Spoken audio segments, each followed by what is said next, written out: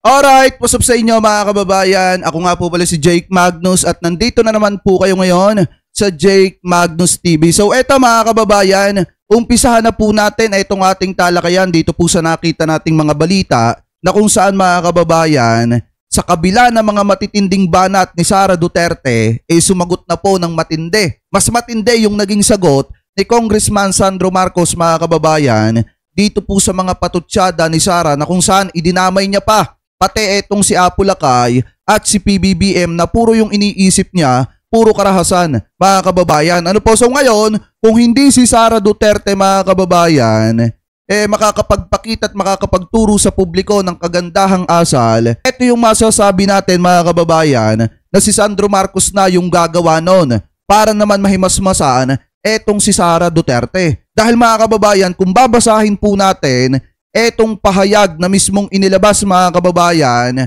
ni Sandro Marcos, talagang matatauhan dito etong si Sara Duterte na matututo itong rumispeto sa kapwa po natin Pilipino, mapabuhay man or patay mga kababayan. So ngayon, eto basahin po natin yung post galing po mismo sa Facebook mga kababayan nitong si Sandro Marcos na itinranslate na lamang po natin sa Tagalog mga kababayan para maintindihan po ng mga kababayan natin na nanonood. Ano po, so ngayon mga kababayan, sabi po kasi dito, ito yung sabi ni Congressman Sandro Marcos: sa lahat ng oras na ito, pinipigilan ko ang aking dila bilang paggalang sa Vice Presidente dahil sa mandato na ibinigay sa kanya at responsibilidad na hawak ng kanyang opisina. Gayunpaman, bilang isang anak, hindi ako maaaring manahimik habang nagbabanta siyang huhukayin ang isang dating pangulo at pupugutan ng ulo ang isang nanunungkulan. Bukod pa rito, ang kanyang kakaibang init ng ulo ay hinahatulan ng isang bansang natakot mula sa gayong pagpapakita ng kawalan ng pakiramdam sa mga patay at kalupitan sa mga buhay. Dahil kung titingnan nga naman natin mga kababayan, buong bansa ang humatol kay Sara na may problema sa pag-iisip mga kababayan. At buong bansa mismo ang nagsasabi na hindi po tamang gawain niya ng ating Vice Presidente, na parang nawawala na nga sa katinoan kaya nakakapagsalita ng hindi magagandang salita laban po sa ating Pangulo mga kababayan. Saan ka ba naman nagkatala? Vice Presidente ka na sinusuportahan ng napakaraming tao, tapos magsasalita ka ng ganyan na ipahuhukay mo ang dating Pangulo mga kababayan at gagawan mo ng kalupitan sa isip mo ang kasalukuyang presidente. Di ba kahit sino pa man mga kababayan na tao na nasa tamang katinoan, hindi kayang sabihin yan. Kaya nga kung titingnan natin mga kababayan, di ba sinabi nitong si Congressman Dan Fernandez na balibaligtarin man ang mundo mga kababayan, na akusahan man na diktador etong si dating Pangulong Ferdinand Marcos Sr., hindi po maikakaila na sobrang dami ng nagawa nito para sa Pilipinas. Nung panahon po ng Marcos era, mga kababayan, makikita nyo naman yung pagrespeto sa atin at pagyuko ng ibang mga bansa.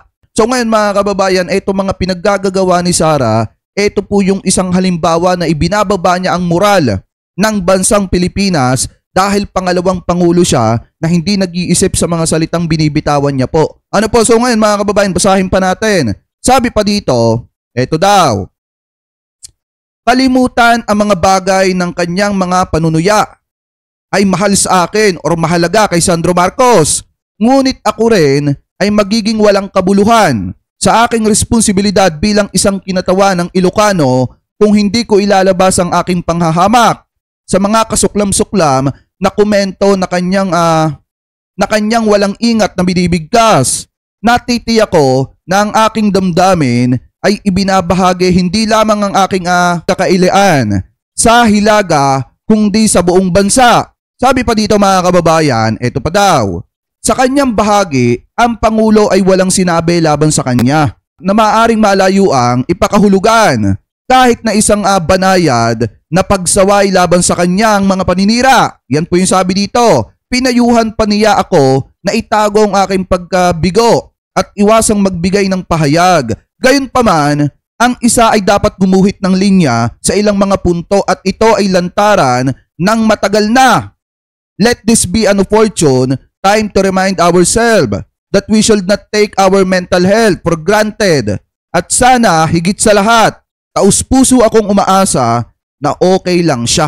Yan po yung sabi ni Sandro Marcos. Ibig sabihin, talagang nakikita rin ni Sandro Marcos na may problema mga kababayan sa mental health. Etong si Sara Duterte. Kasi kung titingnan po natin mga kababayan, lahat ng tao or karamihan sa mga DD talagang tinitingnan na sana okay lang yung mental health ng kanilang sinusuportahan. Yun ngang iba mga DD mga kababayan, nadidismaya na kay Sara Duterte dahil nga sa ipinapakita po nitong pag-uugali na hindi talaga kaaya-aya.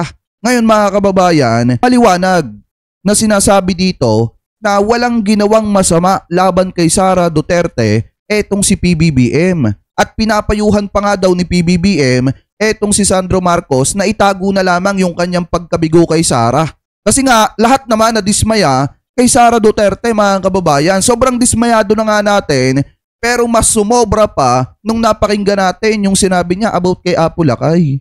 Diba kaya nga kung titingnan natin mga kababayan yung ganyang klase ng pag-uugali hindi po dapat itinotolerate or hindi dapat sinusuportahan ng sambayan ng Pilipino kasi hindi po makatao at hindi makamasa yung ganyang klase ng pag-uugali at ganyang klase ng pakikitungo sa ibang tao mga kababayan. Kaya nga kung titingnan nyo, di ba napakaliwanag na pinayuhan pa ni PBBM si Sandro Marcos na wag na lang pansinin or wag na lang sagutin. Pero syempre mga kababayan, hindi rin natin siya masisisi gawa ng tatay niya yung gustong pugutan ni Sara Duterte at lolo naman niya yung gustong ipahukay ni Sara Duterte at itapon sa West Philippine Sea. Kahit sino talaga mga kababayan, lalo na kung normal na tao, talagang baka nasaktan pa or baka nasampal pa yung si Sara. Kung sa iba-iba niya sinabi yan. Ano po, pero since mabait nga ang pamilya Marcos, sino na lang yung kanya mga pagsasalita ng hindi maganda laban po sa dating presidente at kasalukuyang presidente. Ano po mga kababayan? So ngayon, basahin pa natin, sabi pa dito, ito pa daw. Dahil dito, hiling ko pa rin na si Vice Presidente sa huli ang kanyang tagumpay. Tulad ng sa Pangulo ay magiging tagumpay ang ating bansa sa kabuuan naway matagpuan niya ang kapayapaan ng isip at kalinawan ng pag-iisip na tila tinatakasan siya. Ayan no, yung huling pasabi pa ni Sandro Marcos kay Sara Duterte. Sana naman mga kababayan mahanap niya sa kanyang isipan yung kapayapaan. Sana naman kahit papaano, ito pong ating Vice Presidente magkaroon ng kawalhatian sa kanyang pag-iisip mga kababayan na hindi puro pinapairal init ng ulo mga kababayan. At alam naman natin kapag hindi napapayuhan ng tama si Sara Duterte, makakapagbitaw siya na makakapagbitaw ng hindi magagandang salita na hindi magiging kaaya-aya pagdating po sa ibang tao. Kaya nga mga kababayan, ang pakiusap natin dito sa advisor nitong si Sara, sana galingan mo. Sana payuhan mo ng tama si Sara at sana ang gawin mo, gampanan mo yung pagiging advisor mo kay Sara Duterte at turuan mo ng tamang asal. Kasi nakakahiya sa publiko, nakakahiya sa buong mundo na yung Vice Presidente natin nagsasalita ng hindi magandang salita laban sa presidente at pamilya ng presidente. Ano po, kaya nga kung titingnan natin, kahit na gayon pa man ang inakusa kay former President Ferdinand Marcos Sr., hindi natin maikakaila na siya yung isang presidente at naging presidente na may magandang nagawa para sa ating bansa. Ano po, so ngayon maliwanag naman na pinangaralan ni Sandro Marcos etong si Sara Duterte na sana hanapin mo yung kapayapaan sa pag-iisip mo na tila tinatakasan ka na at sana matuto kang rumispeto sa ibang tao. Ano po, kasi kung titingnan natin, etong ang unang pahayag ni Sandro Marcos, talagang nagbibigay pa siya ng paggalang at pagsuporta sa mandato ng opisina ng Vice Presidente. Pero gaya nga ng sabi natin, paano irerespeto ang opisina ng OVP kung mismong yung Vice President ang hindi may respeto, mga kababayan? Ano po, so ngayon, maliwanag naman na dito sa parting to pinangaralan ni Sandro Marcos etong si Sara. Ano po, so ngayon punta naman po tayo dito sa isa pang topic na nakita natin mga kababayan, na kung saan mga kababayan, buti pa nga itong si dating Senator Leila de Lima, may lakas ng loob umattend sa AJK. Si Duterte mga kababayan, may lakas ng loob kaya na harapin yung kanyang mga pagkakasala sa AJK? Diba kaya nga kung titingnan natin, ang lakas ng loob niyang magyabang nung nakaraan. Ang ending naman pala mga kababayan, hindi naman pala makaka-attend. Ano po, at ikakatuwiran masama yung pakiramdam. So ngayon basahin po natin itong nakita nating balita galing po sa Abante TNT, tunay na tabladista. Sabi po dito, eto daw. Dating Senador Laila de Lima, o dating Senador de Lima, nakarating na sa pagdinig ng Quad Committee sa AJK. Sabi pa dito mga kababayan, eto daw. Nakarating na sa People's Center sa House of Representatives si dating Senador Laila de Lima upang dumalo sa pagdinig ngayong araw ng Quad Committee ukol sa extrajudicial killings, AJK, ng Administrasyong Duterte. Ayon kay de Lima, naimbitahan siyang resource person para sa paksa ng AJK sa pagdinig ng Quad Committee. Sabi pa dito mga kababayan, samantala, napadalhan na din ng imbitasyon si dating Pangulong Rodrigo Duterte para dumalo sa pagdinig, ngunit ayon sa kanyang legal counsel, hindi siya makakadalo sa pagdinig dahil masama ang pakiramdam nito. Kaya nga kung titingnan nyo, di ba, no, nakaraan nagyayabang lang. Tapos kung kailan kinabukasan na, mga kababayan, yung usapin or hearing dyan sa Quadcom, sa Congress, biglang sumama yung pakiramdam. Kaya nga kung titingnan natin, mas matapang pa rin etong si former Senator Laila de Lima kaysa po dito kay Duterte. Kasi si de Lima, mga kababayan, may lakas ng loob na harapin yung mga inaakusa sa kanya kaysa dito kina Bato, kina Bongo at dyan kina Digong. Ano po, kahit sinasabi ng mga didishit na babae lang itong si Laila de Lima, talagang makikita po natin yung pagiging matapang niya. Kasi handa siyang humarap kahit saan, mapatunayan lang mga kababayan na biktima siya at inosente siya sa mga itinanim na kaso ng Duterte administration. Ano po, hindi ko nilalahat. So ngayon, ipagpatuloy pa natin. Sabi pa dito, natanong naman si de Lima ng media sa posibleng pagkikita nila sa pagdinig na dating Pangulong Duterte. Sinabi ng dating senadora na umaasa siya na mabilis na bumuti ang kondisyon ng kalusugan ni Duterte upang makadalo na siya sa pagdinig at masagot ang mga accusation or mga akusasyon sa kanya. Ayon po mga kababayan, dito po kaya dating senadora. Ano po, biruin nyo, pinagdadasal niya pa na umayos, bumuti ang kalusugan nitong si Duterte. Kasi nga mga kababayan, biglang sumama yung pakiramdam nung ipapatawag na ng Quadcom. Ano po, kaya nga nakakapagtaka nung isang araw nagyayabang-yabang lang tapos ang ending, hindi pala makakapunta gawa ng masama daw ang pakiramdam. Kaya nga marami mga tao at marami mga didishit ang medyo nadidismaya kasi nga mga kababayan, putek hindi na nga umattend, etong si Digong, proud na proud pa yung mga vlogger.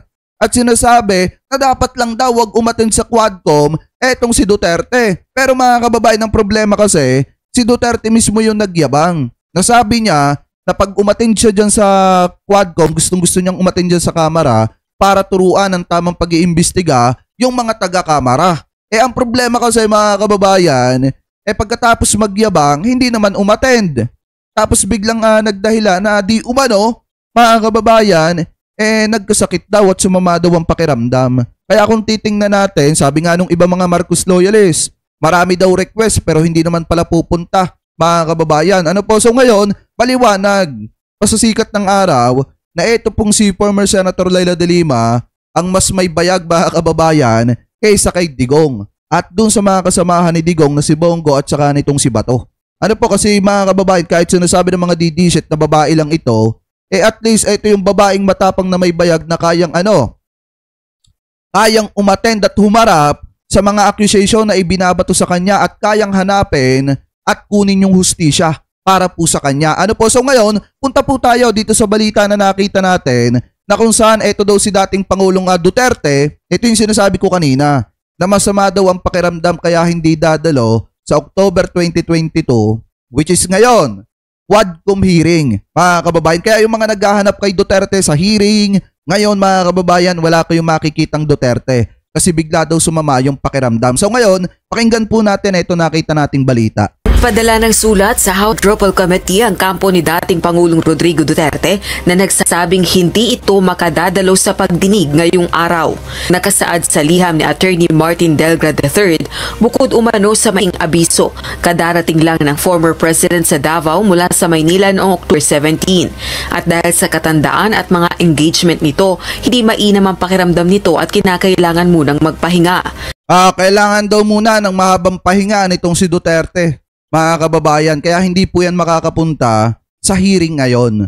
So yung mga naghahanap kay Digong, wala kayong makikitang Digong ngayon kasi nagpapahinga siya. Ano po, pagkatapos niyang magyabang at sabihin, natuturuan niya ang Kamara ng tamang pag-iimbestiga. Ano po ngayon, ipagpatuloy pa natin. Tiniyak naman ng abogado ng dating Pang Duterte, nais nitong dumalo sa pagdinig ng Kamara pagkatapos ng November 1, 2024. Dumating man o hindi sumipot si former President Duterte sa pagdinig, handa naman ang Quadcom sa pagpapatuloy ng hearing. Kung di siya dumating, meron pa po kaming mga witnesses na talagang magsasalita patungkol sa mga bagay na ito. Samantala sa gitna ng isyung hindi naman porkit wala si Duterte, mga kababayan, ititigil na ng Congress, ng Quadcom, yung investigasyon nila sa AJK. Malaking kalokohan po yan. Dahil hindi naman hawak ni Duterte yung hearing ng Quadcom. Kaya nga kung makikita nyo, ang Quadcom ngayon ay nagpapatuloy sa pag-iimbestiga. Kasi nga, marami mga resource person ang talagang lalabas at magbibigay ng kanilang testimonya patungkol po sa nangyaring AJK ng Duterte administration. Ano po, so ngayon ipagpatuloy pa natin. Yung pagsasagawa ng parallel Senate probe sa extrajudicial killings o EJKs sa anti-drug war ng dating administrasyong Duterte. Planong irekomenda ni House Quadruple Committee Overall Chairperson Representative Robert A. Bobbers na magkaroon na lang ng joint hearing ang dalawang kapulungan ng Kongreso kaugnay ng issue.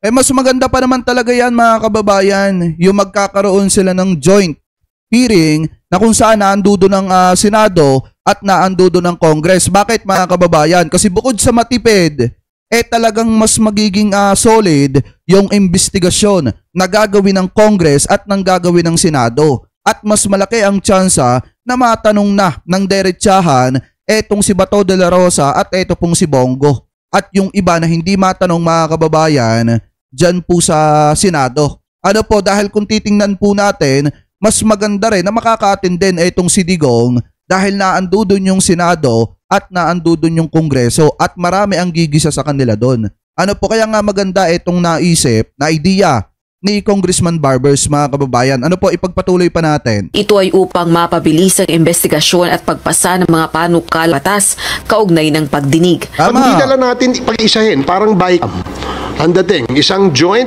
committee hearing, nandyan ang Kongreso, nandyan ang Senado, at nandyan yung ating investigasyon. Para mapabilis. Remember, 2 weeks ago, nag-file kami ng 2 bill, no? Yung pong declaring EJK as a heinous crime at yung isa ng pag-stop ng POGO. Kung hindi natin mag-aaprubahan yung POGO bill na we filed, together with the upper house, mababaliwala po yung ating pong ginawang submission or filing of that two bill. Kaya nga mas maganda yung BICAMP yung naandudo ng Senado at saka Kongreso para kung ano yung mapapagdesisyonan sa isang panukalang batas, mga kababayan, mas madali nang maiaakyat sa taas. Kasi madaling magkakasundo ang Senado at saka Kongreso sa isang usapin, mga kababayan, kasi sila yung nag-iimbestiga doon, pareha silang nag-iimbestiga doon. Ano po, so ngayon ipagpatuloy pa natin. Gayunman, kailangan munang aprubahan ng liderato ng Kongreso at Senado ang rekomendasyong ito. Ayon naman kay Senate President Francis Cheese Escudero, walang probisyon sa Senate rules na pwedeng magsagawa ng joint investigation ang dalawang kapulungan ng Kongreso. Rosa Licoz, UNTV News and Rescue. Diyos ang aming sandigan, serbisyo publiko ang aming pinahahalagahan. So yan, maliwanag ha, mga kababayan, na etong si Duterte wala talaga. Kasi nagkasakit daw, biglaan nagkasakit, mga kababayan, dala na rin daw ng katandaan. Kaya nga ito yung lagi nating sinasabi, sana next time, wag mauna yung yabang bago yung aksyon. Mga kababayan, kasi pagka nauna yung yabang bago yung aksyon, ang ending niya sa huli, wala nga. Ano po ibig sabihin? Talagang yung plano na umattend, naaalintana kasi nagkakaroon ng problema. Kung nagkakaroon talaga ng problema, mga kababayan. Ano po, so ngayon maliwanag naman dito na si Laila de Lima yung umattend, si Duterte wala. Ano po ibig sabihin? Yung mga pagyayabang ni Digong bumalik lang din sa kanya. Ano po, so ngayon punta naman po tayo dito sa last topic po natin na kung saan mga kababayan, ito pong topic na pag-uusapan natin yung sinabi ni Mayor Hani Lacuna na pwede naman palang magpatayo ng eskwelahan at ng mga establishmento nang hindi po galing sa utang. Dahil kung titingnan po natin mga kababayan, di ba nung panahon ng Duterte administration at nung panahon na si Isko pa ang mayor ng Maynila, di ba mga kababayan, ang karamihan dun sa mga ipinatayo na establishmento nitong si Isko Moreno galing po sa utang. Kaya nga kung titingnan natin mga kababayan, yung sabi dito sa balita, yan po yung source po natin, balita. Ayan, sabi dito mga kababayan, Lacuna, construction ng Vitas Campus ng UDM, target matapos sa 2026. Sabi po dito, asahan sa pagsapit ng taong 2026 ay magiging mas madali na ang access sa college education ng mga kabataan sa Tondo. Ito'y dahil sa pagsisimula ng construction ng Vitas Campus ng Universidad de Manila na pinondohan ng Kongreso ng 400 million. Sabi pa dito mga kababayan, eto daw, ang groundbreaking ng bagong 1,500 square meter UDM campus sa Vitas Tondo ay idinaos nitong Huwebes, October 17 at pinangunahan ng project proponent na si Congressman Rolando Valeriano. Alam ko namang kilala nyo kung sino yan. Mga kababayan, yan po yung isang nagtanggol at sumoplak sa tauhan ni Sara at tagapagtanggol nitong si Sara na si Malutikia. Mga kababayan, ano po, so ngayon sabi pa dito, Manila 2nd District, kasama sina Manila Mayor Hani Lacuna at Vice Mayor Yol Serbo. Sabi pa dito mga kababayan, ito daw, nabatid ng UDM College Building sa Vitas Tondo ay idinisenyo na may 10 palapag at 48 silid-aralan at 15 multi-function rooms at multipurpose gymnasium. Mga kababayan, so ibig sabihin, ganyan po kalaki yung ipapatayo na silid-aralan na college school mga kababayan dyan po sa may Vitas Tondo. Na kung titingnan po talaga natin, makakatulong po yan ng malaki. Ano po sa mga kababayan nating Pilipino, especially yung mga taga dyan sa Tondo mga kababayan na gustong makapag-aral ng kolehiyo. Kung sakali po mga kababayan na matapos ito at mapapakinabangan na sa 2026. Kaya nga kung titingnan po natin mga kababayan, ito yung isang patunay na pwede palang magpatayo ng establishmento nang hindi po galing sa utang at galing sa pera ng gobyerno. Mga kababayan, at ito yung talagang makikita natin na mismong yung pera ng taong bayan may pinupuntahan. Dahil sa tulong po ni Congressman Valeriano, talagang makakapagpatayo na ng eskwelahan dyan po sa may Vitas Tondo. Kaya nga kung titingnan natin sa mga kababayan natin dyan sa Maynila, maging matalino po kayo sa pagboto at pagpili ng kandidato. Ang suportahan nyo mga kababayan,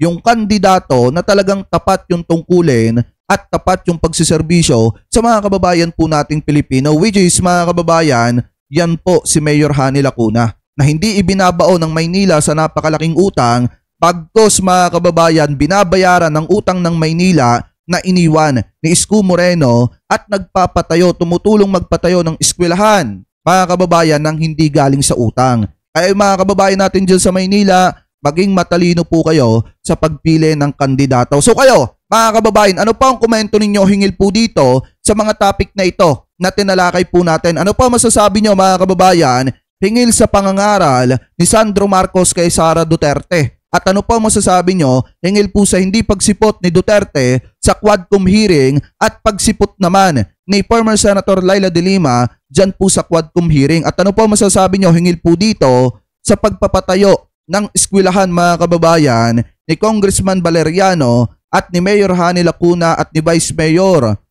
Yul Serbo nang hindi galing sa utang mga kababayan? So comment below na lamang po kung ano po ang komento at opinion po ninyo hingil po dito sa mga topic na ito na tinalakay po natin. At bago po tayo pansamantala magpaalam, maraming salamat po sa inyong lahat sa walang sawang pagsuporta at pagmamahal dito sa ating YouTube channel. 350,000 na po tayo mga kababayan. Kaya maraming salamat po sa inyo sa walang sawang pagsuporta at pagmamahal.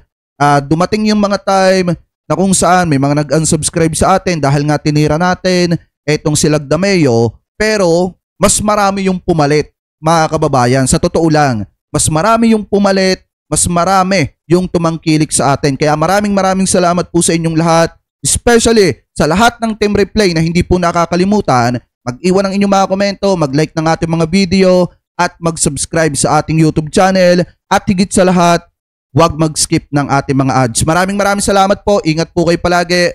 God bless po. Thank you po.